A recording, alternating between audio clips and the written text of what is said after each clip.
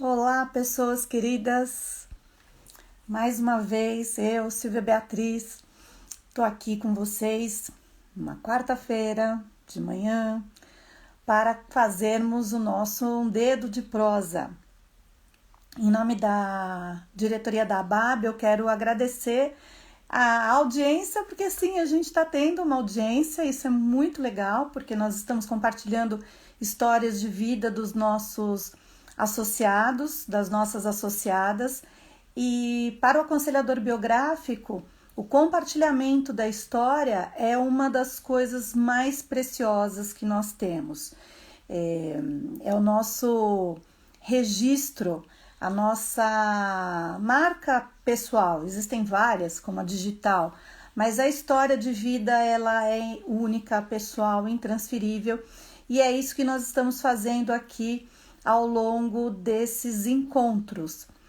E hoje nós teremos aqui a presença da Angélica Alves Justo. Deixa eu ficar olhando, prestando atenção se a Angélica entra e eu já a perdi. Na verdade, ela está aqui agora perguntando pelo WhatsApp se eu já entrei. Como é que eu vou avisar a Angélica que eu entrei sem sair da live? Vamos lá. Alguém... Tânia, você pode avisar a Angélica que eu já entrei, por favor? Vamos ver lá se eu consigo... Ah, entrou, tá aqui, ótimo. Então vamos chamá-la. Angélica, adicionar. Essas coisas ao vivo tem isso, né? Tem aqueles desencontros. Já deu certo, Tânia, muito obrigada. Agora aguardar a Angélica entrar, mas mais uma vez eu queria agradecer em nome da ABAB a possibilidade de estarmos compartilhando histórias tão ricas. Nós que trabalhamos com histórias de vida e ter a possibilidade de compartilhar a história da vida dos nossos associados e das pessoas que nos inspiram, porque hoje nós vamos conversar com uma das gestoras de uma das escolas, da escola, eu até anotei, Angélica, que o nome é comprido, né? Escola Livre Antroposofia, Formação em Estudos Biográficos, Juiz de Fora, Minas Gerais, Brasil. É isso? Exatamente, Silvia. Eu falo com meus alunos, olha, um dos pré-requisitos para ter o certificado é saber o nome da escola toda. Se não souber, não ganha o certificado. Ai, Angélica, Bom dia, Silvia. obrigada por estar aqui com a gente. E hoje a gente tem uma abertura um pouquinho diferente. Antes de eu começar a fazer pergunta e tudo mais, você vai homenagear alguns mineiros, não é isso? Isto. Então, eu sinto muito orgulho de ser mineira. Biograficamente, né, quando eu nasci em uma cidade muito pequenininha chamada Recreio, na Zona da Mata. As montanhas mineiras, cachoeira, a linha férrea, né? Vivi vendo o trem passando na cidade, a máquina a vapor. Então, essa alma brasileira, ela me preencheu muito, toda a minha existência, né? E eu fui resgatando isso ao longo da minha biografia. E eu gostaria de fazer uma homenagem a um primeiro mineiro, né? Que é o Fernando Sabino. Ele é de Belo Horizonte, ele fala o seguinte na sua poesia: de tudo ficar apenas três coisas: a certeza que estamos começando, a certeza de que é preciso continuar, a certeza de que podemos ser interrompidos antes de terminar. Façamos da interrupção um caminho novo, da queda um passo de dança, do medo uma escada, do sonho uma ponte. Maravilhoso, excelente maneira de começar esse nosso bate-papo. Já temos um monte de pessoas queridas e pessoas que já passaram aqui pelo bate-papo. E gostei muito que você trouxe essa questão dessa sua brasileirice, brasilianidade. Estou inventando palavra aqui, porque você traz nas suas raízes as três raças que formaram a base da sociedade, da nação brasileira. Pois é, eu resgatei meus antepassados, né? E foi para mim, todos os brasileiros, né? Nós temos a origem no índio, no negro e no português, né? Mas eu tive uma proximidade bem pertinho na linhagem, né? A minha bisavó era Puri. Puri era uma tribo de índio dessa zona da mata, de Minas. E a minha bisavó era Puri, meu bisavô era negro, e a minha avó paterna e materna portuguesas. Então, isso me marcou muito, essa união de toda essa mescla, né, que faz a alma do povo brasileiro. E resgatando a minha bisavó índia, né, esse interesse pela natureza, o olhar do tratamento, isso me motivou a procurar medicina.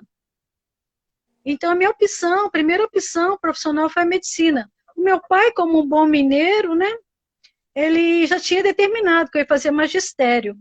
Mas eu falei, não, eu quero medicina, eu quero medicina. E eu sou a primeira mulher da família sair da família, né, ir para outra cidade, uma grande metrópole na época, né, Juiz de Fora, fazer medicina. Então, vi, o papai concordou, eu vim fazer medicina. Me sinto muito orgulho da minha profissão e, assim, totalmente tranquila com a minha opção profissional.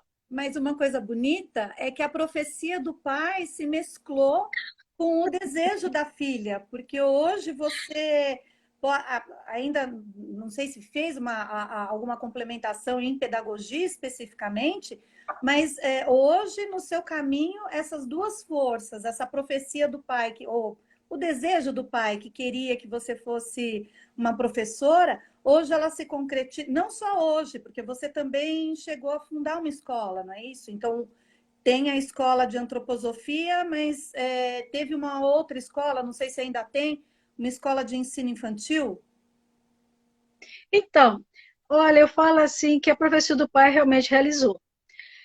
Porque eu formei em medicina, fui fazer residência em neonatologia e pediatria, e o fato de eu comecei a cuidar só das crianças e percebi que os pais precisavam de cuidados. Aí passei a fazer a clínica de adulto também. E eu tive 3 filhos, um atrás do outro. Então, me afastei da clínica médica, né? Da clínica do terapeuta Rafael, que eu sou fundadora, e fui fundar, ajudar com um grupo de pessoas a paineira Escola Waldorf, que existe até hoje. Fui durante 18 anos médica escolar e recentemente, no ano passado, eles me chamaram de volta. Eu falei, vou ou não vou, vou ou não vou. Eu falei que era um chamado, eu tinha que ir para ajudar. E voltei. Bem, eu falo assim que o meu pai, ele tinha esse olhar, né? E atualmente eu sou uma médica educadora. Faço a parte clínica, continuo na minha clínica, trabalhando com crianças e adultos, e tem a Fundação da Paineira, a Escola Waldorf, a Escola Livre, Formação em Estudos Biográficos em Juiz de Fora, Minas Gerais, Brasil. E uma coisa também que veio a concluir, você perguntou se eu fiz alguma especialização na pedagogia. Não, mas eu fiz filosofia. Fui fazer filosofia para entender esse mestre, Rudolf Steiner, porque nós sabemos como é que a caminhada dentro da antroposofia, o entendimento de todos os seus escritos, seus ensinamentos não são fáceis, né? E ele fala de uma linguagem filosófica. Eu tinha que entender.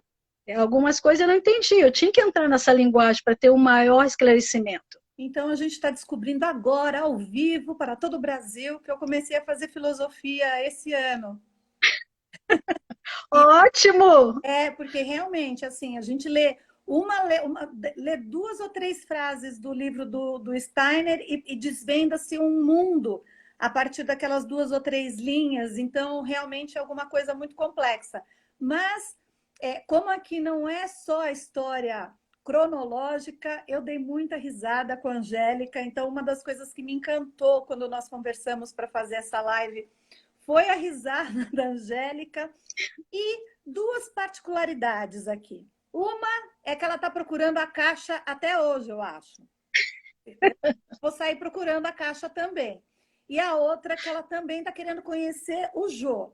Então, Angélica, isso amarra um pouquinho com como a antroposofia entrou na sua vida. E nós vimos que, para quem tem acompanhado as lives anteriores, o chamado ou o encontro com algo que te impulsione, que transforme o seu caminho, que mude a direção, vem de diferentes maneiras.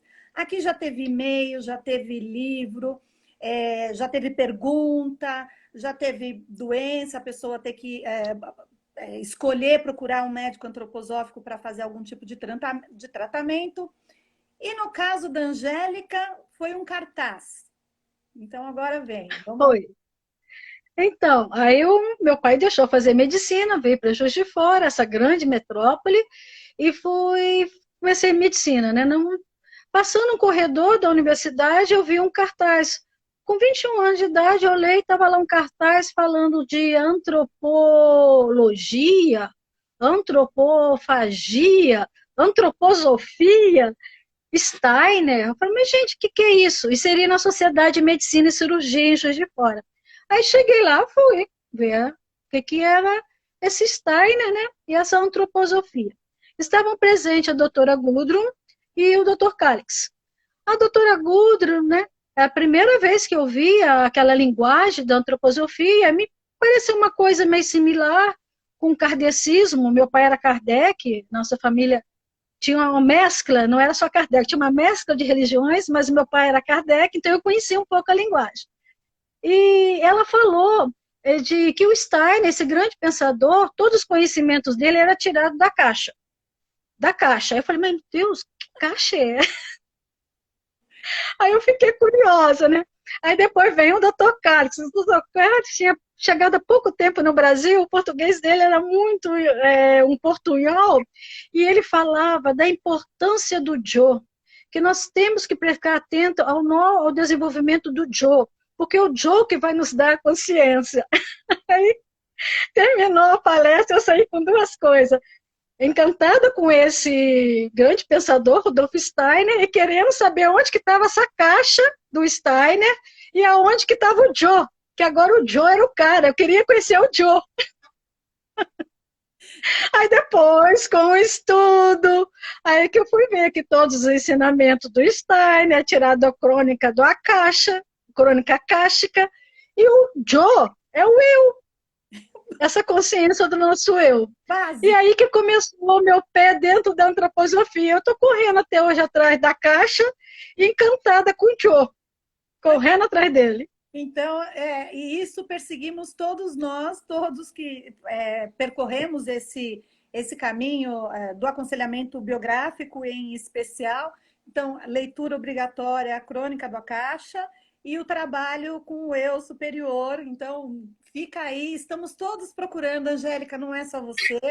E a gente está falando de uma época, a Angélica disse que isso acontece ao redor de 1976.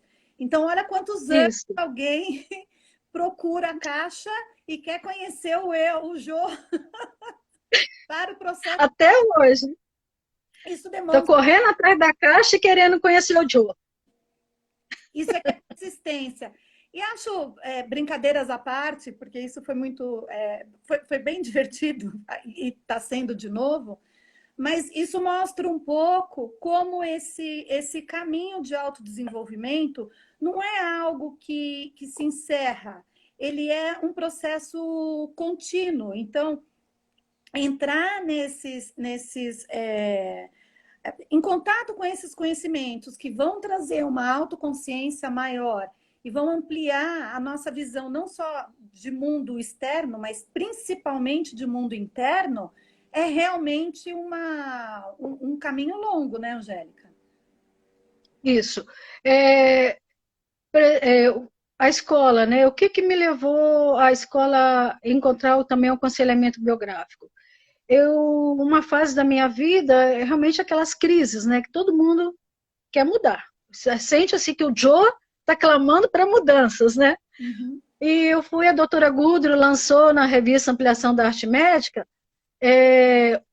iniciação através da biografia. Eu fui fazer o curso. Então, eu sou da primeira turma de formação na Artemisia, com a doutora Gudrun. E a partir dali, eu comecei a juntar a minha formação com o aconselhamento biográfico. E depois veio a fundação da escola. Então, o que eu gostaria de falar... Desculpa, só para esclarecer. Então, você juntou a sua formação em medicina com esta Medicina, forma de formação o em aconselhamento, geográfico. Tá. isso. Por quê, Silvia? O aconselhador biográfico ele tem como ferramenta de trabalho o diálogo, a fala, a linguagem, a pergunta. E no exercício da medicina, o primeiro contato que a gente tem com o paciente é a anamnese. A gente faz a pergunta. E isso trouxe uma ampliação enorme para a minha profissão. E eu percebi que outras pessoas que também não são da área de saúde, elas podem utilizar também essa ferramenta. A partir do momento que traz essa consciência do eu nos seus processos e usando a fala, a linguagem como instrumento de trabalho. Bem, essa questão, né? E a escola, já tinha escola em São Paulo, a gente tinha um grupo de estudo em Minas. Eu queria entrar no grupo de pesquisa de São Paulo. Aí veio a pergunta, por que não trazer para Minas? Eu falei, não é essa a minha pergunta. Mas na hora que eu tinha que repetir tudo novamente, 3 anos e meio, ficar 15 dias na Artemisa, ninguém quis. Eu peguei.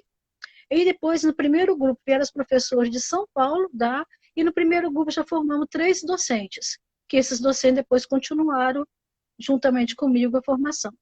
Então, você fez 2 vezes, é isso? Você fez a primeira. 2 vezes. Você fez a sua formação na primeira turma e depois você fez uma segunda vez, os mesmos 3 anos e meio, quase 4, para daí sim. Para ser docente. Isso, para ser docente. E na primeira turma de Minas foram formadas 3 docentes, que depois nós continuamos. Bem, eu falo assim que a pessoa para fazer essa formação é uma formação, Silvia, não é uma informação. Uhum. Você tem que passar pelo primeiro processo, estudar a sua própria biografia, ter a sua biografia como um instrumento de estudo ali. A partir desse caminho de autoeducação, que você passa por toda essa metodologia biográfica, né? Todo esse conhecimento em cima dessa biografia, aí você começa a se conhecer. Você pode, com esse conhecimento, ampliar a sua profissão, se você já tem uma profissão. Mas se você quer continuar o caminho dessa formação, eu falo com os alunos, não é curso informativo. Informação você pega rapidinho em qualquer outro curso em livro. Aqui é formação. Você tem que passar por um processo. Aí passa pelo processo de autoeducação, depois pode ir ampliando a profissão já existente. E se quer ser o aconselhador biográfico, tudo aquilo você tem que fazer um caminho de autodesenvolvimento dentro dessa escola. Dentro dessa escola que, conforme a Agudo falou, que é uma escola de um processo de iniciação. Iniciação onde? Dentro da sua história de vida para ajudar outras vidas também. Em cima dessa metodologia biográfica, né? O Steiner fala, o que é uma iniciação? A partir do momento que você inicia algo novo, é uma iniciação. Agora, como você conduz aquilo e mantém a condução daqueles princípios morais e éticos, depende de você. Então, dentro da formação biográfica, é uma formação muito séria. Porque não é assim, você terminou, toma o seu diploma, agora é aconselhador biográfico. É constantemente. É aquilo que eu falei, atrás da caixa e atrás do Joe. Atrás da caixa e atrás do Joe. E haja leituras e releituras dos mesmos livros, dos grupos de estudos, que isso é uma das coisas que a gente traz muito fortemente, porque existem, digamos, outras maneiras de fazer a aplicação da biografia humana. Como você mesma disse, a pessoa pode pegar um livro, ler, porque as leis biográficas estão à disposição, mas existe uma diferença muito grande entre as pessoas que passam por essa formação de 3 anos e meio. É a mesma coisa, voltando para a nossa filosofia. Uma coisa é você pegar um livro e ler Platão, Sócrates ou qualquer pensador. A outra é você percorrer a faculdade de filosofia, onde você vai ter essa descoberta na troca com o outro também. Então, para nós, a troca da biografia é algo absolutamente fundamental para você poder entender a história do outro e desenvolver a escuta e desenvolver o material de pergunta, porque você trouxe muito também que a pergunta é importante. Isso. Então, para você ouvir o outro, primeiro você tem que se silenciar. Isso é um aprendizado. A gente não sabe ouvir. E a fala também, sabendo que a fala ela é um grande instrumento de cura ou de também gerar doenças ou morte, É né? verdade. Então, Eu falo assim, o desculpa. medicamento. Eu ia falar agora na questão da cura, juntar com o medicamento, mas antes tinha um outro mineiro que você gostaria de homenagear. E como as palavras curam, Então, é o João Guimarães Rosa, de Cordisburgo, Minas, né? Ele fala assim, ó, viver é muito perigoso, porque aprender a viver é que é o viver mesmo. Travessia perigosa, mas é a da vida. Sertão que se alteia e abaixa. O mais difícil não é um ser bom e proceder honesto. Dificultoso mesmo é um saber definido o que quer e ter o poder de ir até o rabo da palavra. e isso nos leva ao que você ia falar sobre remédio, tratamento, palavra. Então, como médica, né, eu percebi que o medicamento não é o que entra pela boca, é o que entra pela alma também. E através desse ouvir ativo, essa fala correta, nós podemos, como aconselhadores biográficos, levar o medicamento. Nós falamos assim, toda pessoa que passa por um processo biográfico, ela não é a mesma pessoa. Ela muda, ela transforma. Essa mudança, essas grandes transformações biográficas e metamorfose, se deve a quem? A essa consciência do eu nos seus processos. A essa consciência do Joe. O Joe que a gente tanto procura, consciente, alerta, desperto nos nossos processos. Então, o aconselhador biográfico, através dessa escuta, né, e da fala, ele consegue ser o hierofante, aquele que caminha com a pessoa que está se fazendo biografia. Ele ajuda, ele nunca vai dar resposta, porque a resposta está dentro da pessoa, ele tem que mostrar o caminho. Eu falo que é como o Virgílio, né, com Dante, fazendo um caminho da passagem na Divina Comédia. É o aconselhador biográfico. E olha, acho você trouxe também algo que vale a pena a gente pontuar e talvez a gente possa pontuar de outras formas, dentro até da própria comunidade, que muitas pessoas perguntam, né? Aconselhador biográfico aconselha? Não, o aconselhador biográfico, a Angélica trouxe agora de uma maneira muito bonita, é aquele que caminha com. Nós somos o suporte, ou não é nem o apoio. Não sei, porque às vezes apoio significa você estar em outro e o outro fazer por você alguma coisa. É um caminho em que, a partir das perguntas, nós conseguimos mobilizar aquele indivíduo, aquela pessoa, a encontrar as respostas dentro de si. Por isso que a palavra e a pergunta são tão fundamentais, né, Angélica? Isso, é verdade, Silvia. E olha, eu vou falar Então, ontem, foi ontem ou foi anteontem, mas já não me lembro, eu fiz um passeio com a Angélica, porque pensa numa pessoa que trabalha. Pensa, a moça trabalha bastante. E aí eu perguntei para ela, mas Angélica, o que que você faz no seu tempo livre? Fui agraciada com um tour pela casa da Angélica, pela horta, pela cozinha. Aliás, eu devia ter falado antes que era para todo mundo se transportar para uma cozinha, porque a Angélica disse que um bom papo acontece na cozinha, não é isso? na cozinha, o bom papo mineiro é dentro da cozinha. E a Angélica tem um fogão mineiro, um fogão a lenha na casa dela, que ela diz que prepara todos os quitutes. Então, fala um pouco dos seus prazeres que você compartilhou ontem comigo, porque são prazeres que trazem muita inspiração mesmo. Então, essa alma do mineiro, né, que a gente recebe sempre as pessoas amigas dentro da cozinha. Então, a gente faz as prosas, né, conta os causos. E eu falei com você também da linguagem do mineiro, né? Aí você falou ontem, a palavra em Minas, antes de ontem nós conversamos um trem muito bom que eu faço na cozinha, um trem bom. Eu disse que eu sabia três, oncotô, oncovô. Não, aí aprumando o assunto, voltando que você pediu, né? a cozinha, a comida, né? Essa coisa é muito do social do mineiro. Então eu falo que no meu fogão de lenha é o que agrada o amigo, né? O que chegou, quer, gosta disso, é isso que eu falo, gosta disso. O básico da comida mineira é arroz, feijão e angu. Um quiabinho ensopado, ô trem bom sou, Eu né? tô E encantada. eu falei com a Silvia também, por exemplo, ela falou assim, que mais? Eu falei assim, eu bordo.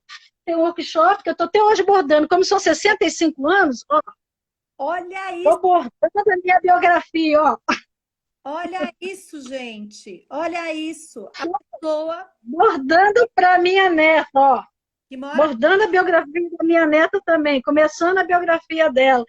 Então a gente vai fazendo, né? Cuidando da minha horta, eu gosto de mexer com a terra, do meu jardim.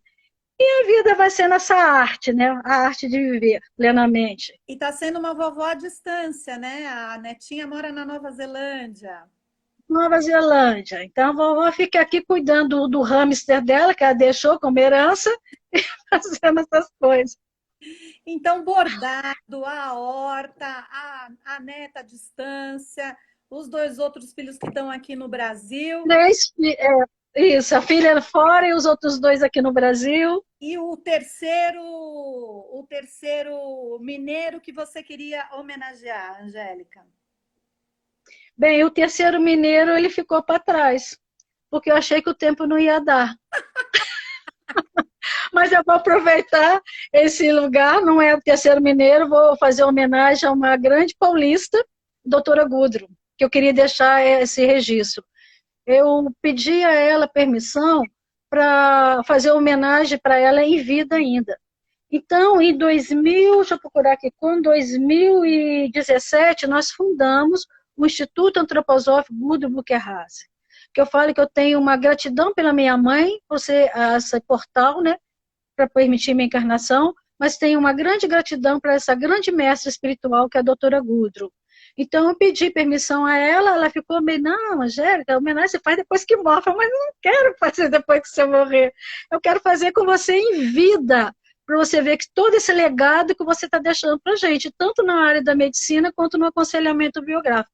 Então, essa grande homenagem, que eu retirei o outro mineiro, mas coloquei essa paulista, Muito que bem. é a doutora Gudrun Bucherhard, né? Eu tenho uma gratidão muito profunda por ela, por todos os ensinamentos e legados que ela está deixando para a gente, na medicina e no aconselhamento biográfico. E o fato, por exemplo, dela ter me chamado para fazer esse livro, Biografia e Doença, com ela, para mim também fechou. Eu me sinto muito feliz com tudo isso e realizada, como pessoa e como profissional. Angélica, você fez muito bem. A gente ainda tem alguns minutinhos, mas realmente você fez muito bem em trazer a doutora Gudrun, porque ela seria considerada a primeira geração de médicos antroposóficos no Brasil? A doutora Guda foi ela que é a iniciadora da medicina antroposófica no Brasil, junto com outros médicos que vieram de fora, mas brasileira foi ela. E você já faz parte da segunda Da geração. segunda geração. Então, Nós somos daquela parte lá da segunda geração de médicos antroposóficos no Brasil. É aqui em Juiz de Fora.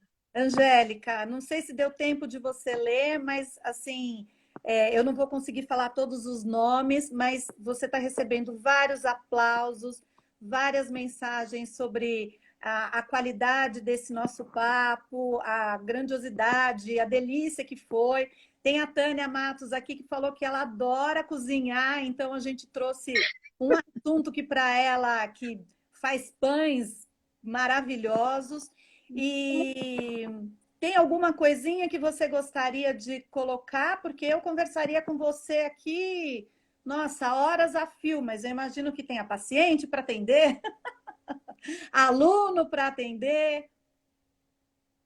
Eu queria agradecer especialmente a você, Silvia, e a toda a equipe, né, da ABAB, por todo esse movimento que estão fazendo e essa possibilidade, né, de fazer o registro dessa nova profissão, que eu sei que é um caminho longo, né, que cada um de nós estamos contribuindo de uma forma ou outra, e a todas as pessoas que passaram na minha vida, eterna gratidão por todos, que a gente aprende às vezes muito com as adversidades. Então eu falo assim, porque ficar muito no elogio, nos aplaude, nos good, lambe-lambe, às vezes não dá muito certo. Mas nas adversidades, nos tropeços da vida, como o Fernando Sabino falou, é que a gente aprende. E como diz João Guimarães, viver é muito perigoso. Sempre alerta e presente, com o Joe do lado, acordado, desperto e correndo atrás da caixa.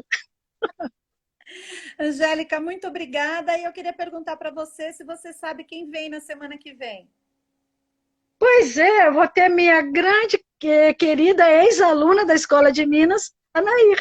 Exatamente. Então, a Nair Ribas, estará presente aqui nesse Dedo de Prosa com você. Exatamente. E na semana que vem nós temos uma pequena mudança, porque o Dedo de Prosa vai acontecer pelo canal do YouTube, mas a gente vai informar todo mundo e teremos, como a Angélica falou, a Nair Ribas. Angélica, gratidão. Gratidão a você, Silvia. Estou precisando ir para Juiz de Fora para conhecer todos vocês ao vivo. Pois é, você será muito bem recebida na cozinha mineira. Eu tenho certeza. Um beijo, uma boa quarta-feira e muito beijo. Obrigada. Tchau, pessoal. Muito obrigada. Tchau. Tchau para todos.